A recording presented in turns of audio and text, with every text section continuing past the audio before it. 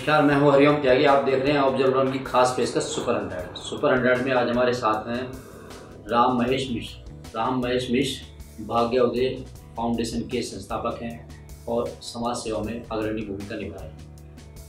राम महेश मिश्र जी, आपका स्वागत है हमारे स्टॉल में। मिश्र जी, सबसे पहले तो हमारे दर्शक आपके विषय में थोड़ा सा जानना चाहेंगे, तो प्लीज़ बताएं कि कैसे आपका यात्रा यहाँ से यहाँ तक यात्रा रही आपकी, उसके बारे में विस्तृत जानते हैं। जी बहुत धन्यवाद। सबसे पहले तो मैं ऑब्जर्वर डॉन हमारा न्यूज़ चैनल नवस्थापित है, वेलकम करता हूँ इसका देश में। और यूँ कहें, इस समय ग्लोबली बात होती है तो दुनिया का एक सुंदर सा नया चैनल, एक नया प्रवेश, आप सभी को बधाई। हमारा नाम राम महेश मिश्र है। भारतवर्ष का हृदय प्रांत उत्तर प्रदेश की राजधानी लखनऊ हमारी कर्मभूमि रही। जन्मभूमि पड़ोस में प्रहलाद नगरी जनपद हरदोई है। राजकीय सेवा में 80 के दशक में आया था। विभिन्न सेवाएं बदली, शिक्षा विभाग में रहा, हाउसिंग डिपार्टमेंट में, ग्रामीण विकास में, सचिवालय में, और अंत में कृषि शिक्षा एवं अनुसंधान में क्लास 1 तक छोटी छोटी सीढ़ियां चढ़ते हुए पहुंचा था। फिर सेवा छोड़ दी 44 साल की आयु में। 2021 में हमें इस साल रिटायर होना था, फरवरी में। 2005 में हमने विरति ले ली थी, मुक्ति ले ली थी शासकीय सेवा से और पूर्णकालिक कार्यकर्ता बन गए थे राष्ट्र धर्म संस्कृति की सेवार्थ। उज्ज्वल आचार्य श्री राम शर्मा जी का शिष्य हूँ। गायत्री परिवार में 21 साल लखनऊ में शासकीय सेवा के साथ सेवा, और उसके उपरांत 16 वर्षों में उत्तराखंड में 12 साल, 4 बरस दिल्ली में, और इस बीच में एक अपनी संस्था भी बनाई जिसका पंजीयन किए 3 साल हो चुका है, और देश धर्म संस्कृति की सेवा जारी है। गृहस्थ हूँ, लोग मुझे गृहस्थ सन्यासी कहते हैं। एक वक्ता के रूप में उभरे, कुछ पुस्तकों का लेखन भी हुआ है समाज के मार्गदर्शन के लिए। तो प्रयास जारी है। एक छोटे से गांव से निकलकर जितना भी हम कर पा रहे हैं, वो प्रयास जारी है।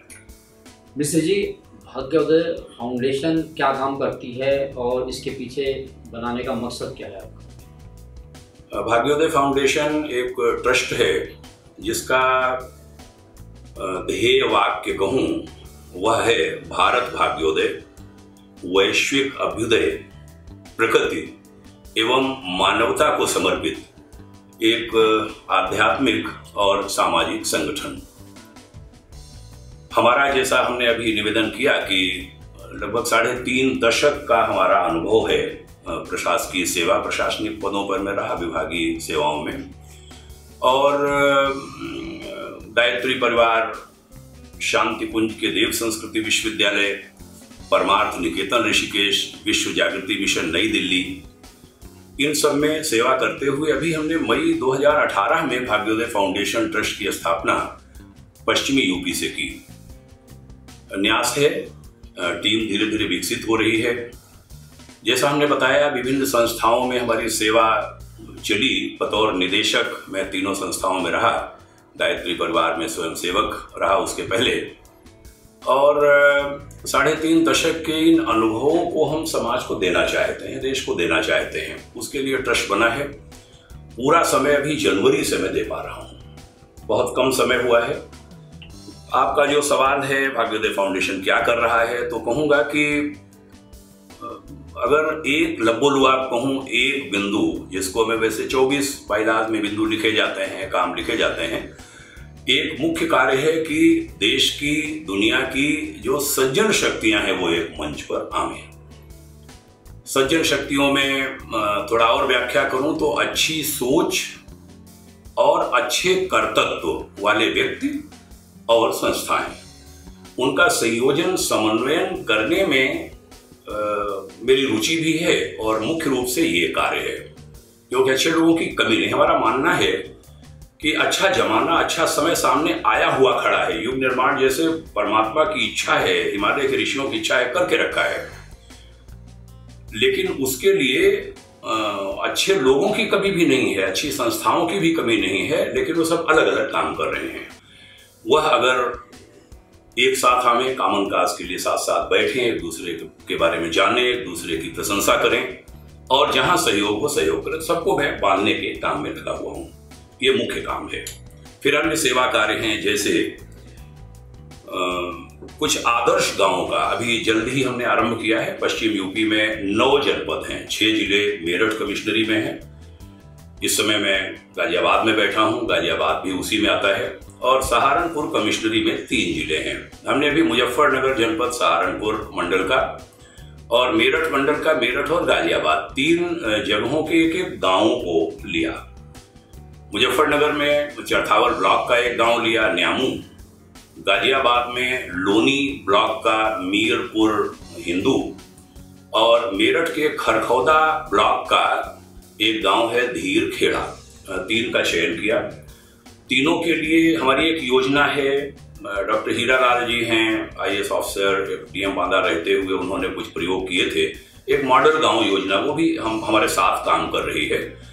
और जो प्रयोग उन्होंने वहां किए, गांव के लोगों को विलेज चेंज मेकर बनाना, उसमें यह था कि आदर्श गांव को, मॉडल गांव को जमीन पर उतारने पहले लोगों के दिमाग में बो दें। मॉडल गांव, गांव के 50 युवक अपने गांव को आदर्श बनाएंगे, ये सोचने लगे, बात करने लगे। इतने से आधा काम हो जाता है, क्योंकि इधर सरकारी योजनाओं को अगर लिया जाए तो उनके लिए भी बिना जन सहयोग के बात नहीं बनती, क्योंकि पब्लिक का पार्टिसिपेशन तो हो।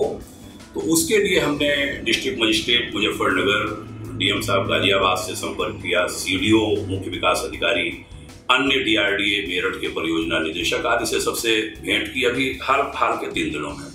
तो हमारा संकल्प है भाग्योदय फाउंडेशन का, और हमारे साथ एक प्रसन्नता होगी हमें बताते हुए हो रही है कि श्री निजानंद धाम, निजानंद आश्रम, एक आश्रम है गाजियाबाद में, सिटी फॉरेस्ट के पास, राजनगर एक्सटेंशन में। वो संस्था और हम, वो भी संस्था बड़ी प्यारी है। 450 साल पुराने महाराज छत्रसाल के समय उनके गुरु हुए थे निजानंद जी, उनकी परंपरा का आश्रम है। स्वामी श्रद्धेय सुदीप महात्मा जी उसके संस्थापक हैं, प्रमुख हैं। वो और हम मिलकर इन आदर्श गांवों पर काम कर रहे हैं। जिला अधिकारियों ने बहुत अच्छा प्रोत्साहन हम सबको दिया, और उनकी सारी स्कीम्स जो होती हैं, एक इंटीग्रेटेड रूरल डेवलपमेंट की, एकीकृत ग्रामीण विकास की, समग्र ग्राम्य विकास की, वो उन गांवों में उतारने का प्रयास होगा। अभी 3 गांव लिए हैं और भी सभी जनपदों में जाएंगे, कम से कम एक गांव में। मेरठ के PD साहब ने तो कहा कि आप हर ब्लॉक में एक गांव लीजिए।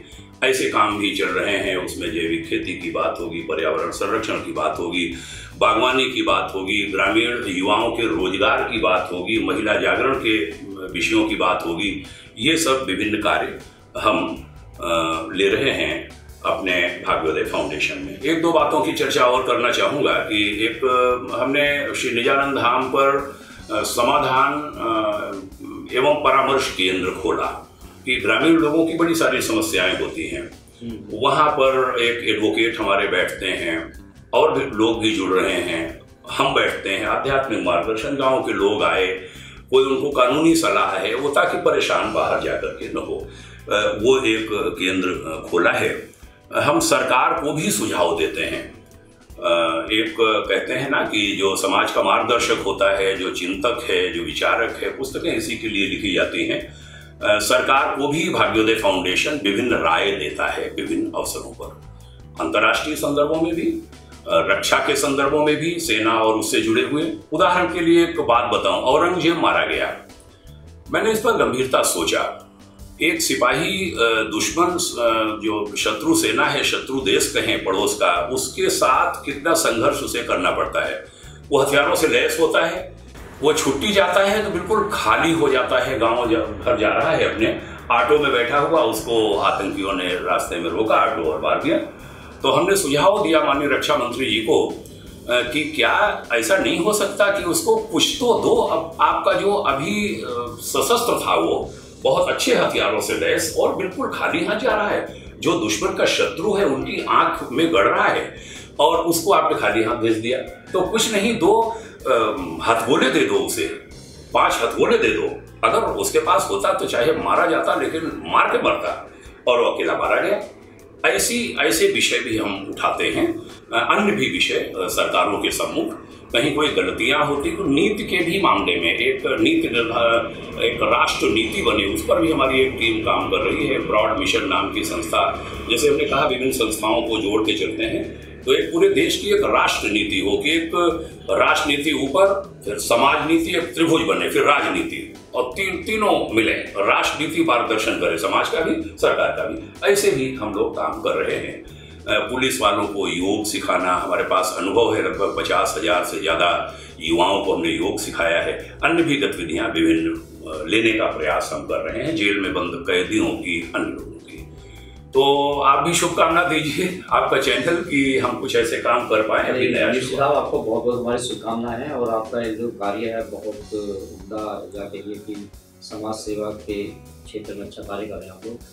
आज के समय में धर्म और राजनीति दोनों एक साथ मिली हुई है। जनरली कहा जाता है धर्म और राजनीति साथ नहीं होनी चाहिए, पर अब लगता है कि धर्म और राजनीति के बिना शायद ही आगे देश चल पाए। तो आप क्या देखते हैं धर्म और राजनीति का जो ये मेल जोल है, ये कितना सही है, कितना गलत है? अब देखिए, धर्म को अगर संप्रदाय से जोड़ दें तब तो मजा नहीं आएगा, क्योंकि धर्म संप्रदाय नहीं है। धर्म हिंदू मुस्लिम ईसाई नहीं है। धर्म तो धारण करने वाली चीज है। धर्म तो किसी व्यक्ति को बहुत अच्छा बनाता है। एक कहते हैं रिलीजन से जोड़ दिया, ये नहीं होना चाहिए कि कहते हैं ना एक आदमी बड़ा धर्मी है, एक आदमी अधर्मी है। तो क्या अधर्मी बनकर देश की राजनीति को या देश को अच्छा बनाया जा सकता है? एक बड़ा क्वेश्चन मार्क, एक बड़ा प्रश्न चिन्ह है। यहीं पर भूल है, क्योंकि धर्म हमारा मार्गदर्शन करता सदैव से किया है, आज भी। अभी मैंने कहा, अब इसको कोई कहे धर्म, अगर हम सरकार को राय देते, मैं एक आध्यात्मिक और सामाजिक पुरुष हूं, और हम कोई राय देते हैं तो वो एक धर्म के अच्छे मार्ग पर चला करके हम देश को अच्छा बनाना चाहते हैं, उस दिशा में है। और दोनों का समन्वय, हाँ, ये जरूर होना चाहिए कि ये रिलीजन्स वाला और ये जाति पाति में दुर्भाग्य है, आज़ादी के बाद देश बटा और बढ़ रहा है।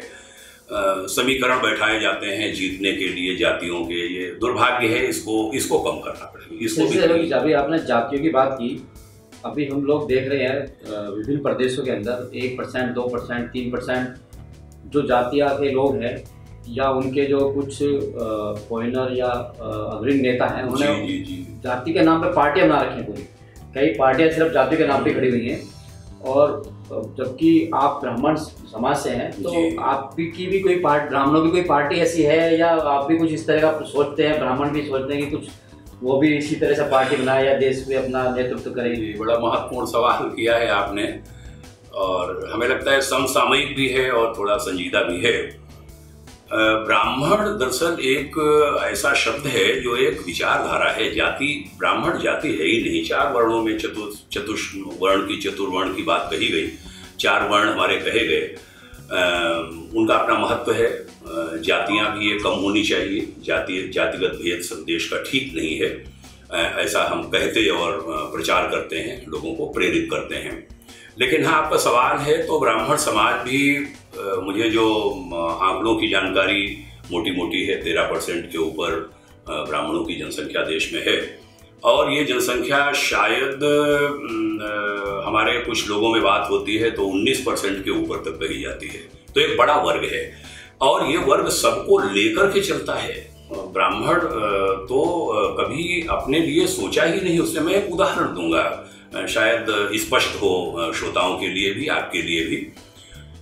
एक शरीर लेटा है, ठंड लगती है, आदमी चादर कंबल कुछ लेकर के लेटता है। रात में नींद आई, ठंड लगी नींद में भी, तो बिना जगे आदमी हाथ मारता है और चादर हाथ में आ जाती है, और सबसे पहले किस अंग को ढकता है वो? तो मैं कहता हूं कि पैरों को ढकता है। कहते हैं कि पैरों से ब्रह्मा जी ने शूद्र शब्द कह दिया। मैं क्षमा मांगता हूं देश से कि मैं शूद्र शब्द का विरोधी हूं। इस शब्द को शिल्पी कहिए, ये राष्ट्र के शिल्पी हैं, ये राष्ट्र के निर्माता हैं, ये सबसे ज्यादा आदर देने वाला वर्ग है। तो सबसे पहले ब्राह्मण पैरों को ढकता है। माने उन लोगों को जो विभिन्न सेवा के कार्यों में लगे हैं उनको संरक्षण देता है। पैरों को ढकना माने उनका सबसे पहले ध्यान रखता है। फिर पेट ढकता है। हमारे किसान व्यापारी जो वैश्य जिनको कहा गया उनको संरक्षण दे, उनकी चिंता करता है ब्राह्मण। फिर भुजाओं को ढकता है, क्षत्रियों को जो रक्षा में लगे, हमारी सेना है, पुलिस है, आंतरिक बाह्य। अन्य एक बड़ा वर्ग, मैं कहता हूं कि ब्राह्मण वो मुख तब भी नहीं ढकता कि अगर मुख ढक लिया उसने तो समाज रूपी माने अपने आराम की ही सोचने लगा तो समाज रूपी राष्ट्र रूपी शरीर का दम घुट जाएगा। वह अपने को तकलीफ में रख कर के भी सबका ध्यान रखता है, ब्राह्मण उसका नाम है। तो जो आपने सवाल किया मुझे लगता है एक बड़ा महत्वपूर्ण प्रश्न है और इस दिशा में ब्राह्मण समाज भी थोड़ा चिंतित होता है। 1-1, 2-2% वाले लोगों की तरफ केंद्र की सरकार भी, राज्यों की सरकारें भी ध्यान देती हैं, वहाँ जाती हैं सब, और ब्राह्मणों की उपेक्षा होती है, ब्राह्मण वर्ग का ऐसा मानना है। हम जाति की बात, इसकी बात करते नहीं हैं व्यक्तिगत रूप से भी और एक महान गुरु के शिष्य के नाते भी और भाग्योदय फाउंडेशन के अध्यक्ष के नाते भी। लेकिन हाँ, देश के एक नागरिक और ब्राह्मण परिवार में जन्म लेने के कारण मैं कहूँगा कि ब्राह्मणों की उपेक्षा हर दल, हर वर्ग करता है। उसको कुछ हर कोई कुछ कह देता है, तब भी वो जवाब नहीं देता। मजे की बात है, इधर जवाब देने लगे हैं हमारे युवा, जो युवक युवतियाँ हैं। तो इस दिशा में भी कुछ प्रयास, मेरा घर लखनऊ में है, कर्मभूमि रही 21 बरस 22 बरस, तो वहाँ से कैप्टन एस.के. द्विवेदी पूर्व IAS ऑफिसर हैं, उनके समन्वयन में एक ब्रह्म सागर नाम से एक ब्राह्मणों का संगठन खड़ा हो रहा है। पूरे देश के जितने भी संगठन हैं सबसे कहा जा रहा है कि आप अपना अपना अस्तित्व, अपना अपना पहचान बनाए रखते हुए और एका करिए। पूरे देश का ब्राह्मण वर्ग सब एक हो और वो राष्ट्र, हमें वो गैर राजनीतिक विषय है, बिल्कुल राजनीतिक विषय नहीं है, कोई पार्टी भी नहीं सोची गई है। भविष्य के गर्भ में क्या है हम नहीं कह सकते, लेकिन कम से कम जो उपेक्षा होती है वो सबका ध्यान जाए कि नहीं, ब्राह्मण एक ताकतवर वर्ग है जो समाज का मार्गदर्शन करता है, सबका ध्यान रखता है, सबको शिक्षा देता है, सबको उपदेश देता है, सबको अच्छा बनने की प्रेरणा देता है, बड़ी भूमिका है उसकी। तो उस दिशा में भी ब्रह्म सागर नाम से प्रयास आरंभ हो गए हैं। जल्द ही संभवतः कुछ और निर्णय भी लिए जाएंगे कि पूरे देश के ब्राह्मण कैसे एक बड़ी शक्ति के रूप में एक साथ आवें और न केवल ब्रह्मजन के हितों के लिए बल्कि सर्वजन को सुखी बनाने के लिए। एक शब्द मेरे जेहन में आ रहा है, ब्रह्मजन हिताय सर्वजन सुखाय। हमारी जो एक बैठक में ही हमें भाग लेने का मौका मिला तो मैंने वहाँ कहा कि ब्राह्मण वर्ग को सबका ध्यान रखने की बात सोचनी पड़ेगी और ब्राह्मण सदैव उसी दिशा में सोचता है। ये जो ब्रह्म सागर का अभियान है वो भी इसी दिशा में चिंतन और प्रयास करेगा। मिश्र जी, हमने आपसे कई सवाल पूछे, इसके अलावा भी यदि कुछ और समसामयिक या कोई ऐसी बात हो जो आप बताना चाहते हैं हमारे दर्शकों को। इस समय मैं कहूँगा कि किसान का बेटा खेती छोड़ रहा है, बहुत बड़ा संकट है। ये छोटा संकेत नहीं है संकट का, भारी संकट का संकेत। किसानों के हित में बहुत सारी चीजें हमें सोचनी करनी पड़ेंगी। किसानों का जो कहूं कि उनकी आय में वृद्धि, अभी जल्द ही हम आंकड़े पढ़ रहे थे, पिछले 45 बरस में 150 से लेकर 320% तक सरकारी अधिकारियों, सेना, जजेज, इन सब की तनख्वाहें बढ़ी हैं। मतलब 150% मिनिमम है और ऊपर कुछ वर्गों में 320% तक ये आंकड़े पढ़ रहे थे। किसान जो पैदा करता है उसमें बढ़ोतरी आपको आश्चर्य होगा, ओनली 19%। तो कहां 19%, कहां 320 को छोड़ दो 150%, लोअर वाला भी मान लो, तो कितनी बड़ी बात है कि किसान वही खड़ा है, महंगाई बढ़ रही है, बच्चे उसके भी पढ़ते हैं, शादी ब्याह उसको भी करना है, घर के सामान उसको भी खरीदना है उसी रेट में जिसमें अन्य लोग पा रहे हैं। तो किसानों पर ध्यान देना होगा। जीडीपी की बात अक्सर की जाती है। जीडीपी की जो व्याख्या है विश्व की, वो भारत पर जो लागू होती है उससे हमारा मत कुछ अलग है।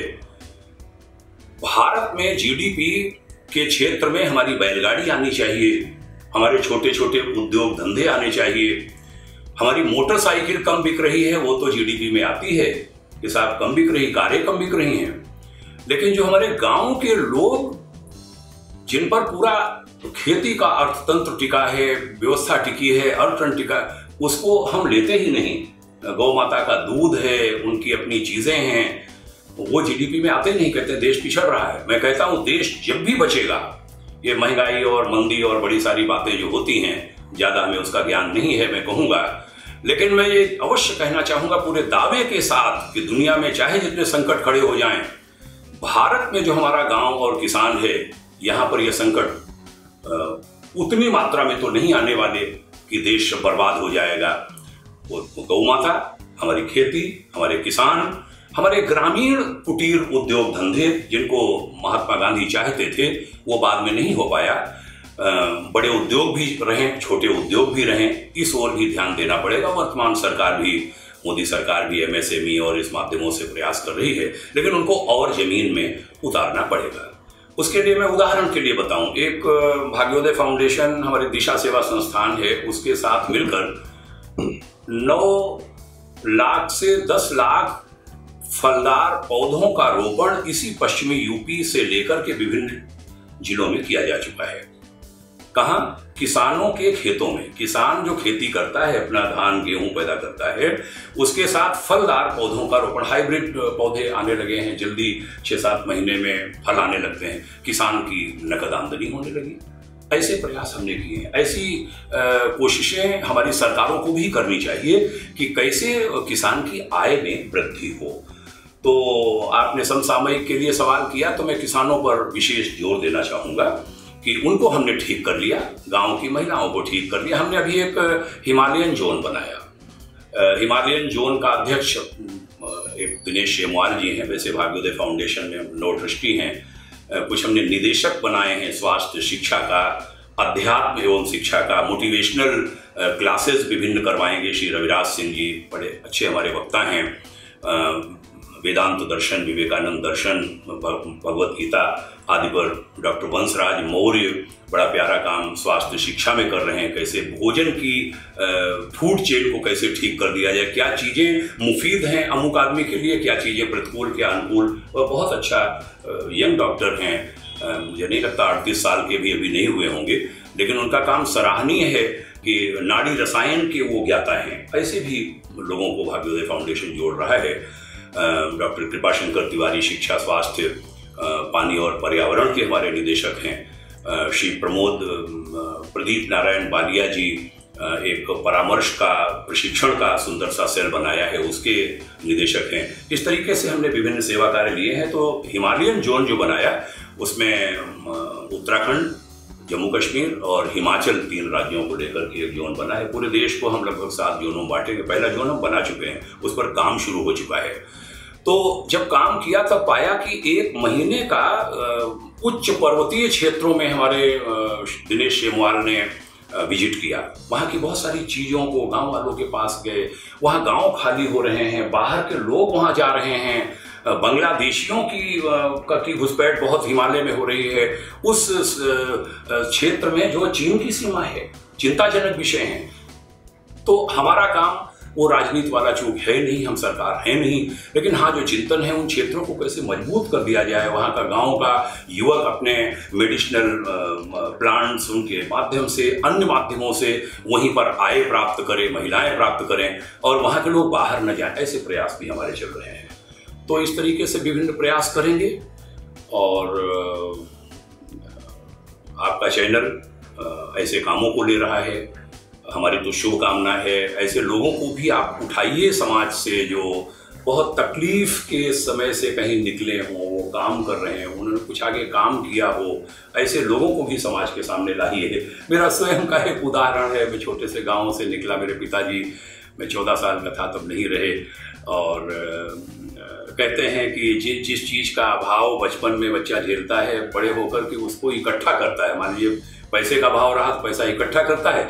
हमारी स्थिति दूसरी हुई, जब कमाने लायक हुए, ठीक ठाक सैलरी हुई तो नौकरी छोड़ दी और एक फक्कड़ जीवन जीने लगे।